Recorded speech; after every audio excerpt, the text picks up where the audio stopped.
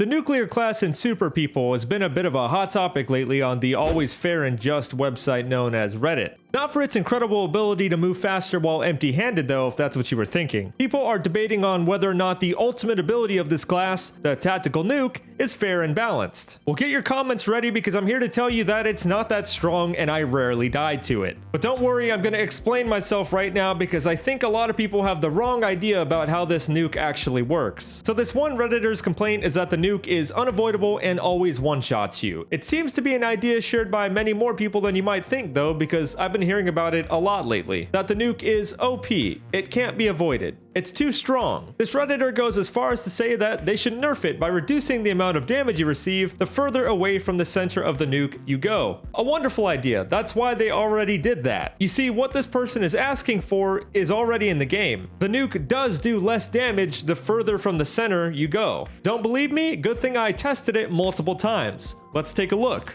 In my first test, I went to the training ground. There you can be anything you want to be, so I chose to be someone who blows themselves up. At full HP, I stood dead center of the nuke. It brought me from 160 HP down to 1, which in reality, I only kept that 1 HP because we're in the training zone and I can't actually go down. So the dead center of the nuke does one-shot you. We can talk about that in the comments if you'd like. But what about the edge of the nuke? Well, that did 24 damage. Now hold on, let me say it first. The damage in the training ground is different than the online damage, right? Or the nuclear takes less damage from its own attack, right? Well, let's see. In the next clip, I went online to see if that changed anything at all. I specifically stood at the edge of the zone to see if it would do anything different. It didn't. It actually did the same minuscule amount of damage. Now, of course, I bombed myself again, so I know you're not satisfied. I need to try it on someone else who isn't a nuclear class to be sure. So I got my squad together, and they agreed to let me blow them up. With one dead center and one at the edge, the center man died as expected, and the edge man lived. Now granted, it did 65 damage to my man on the edge,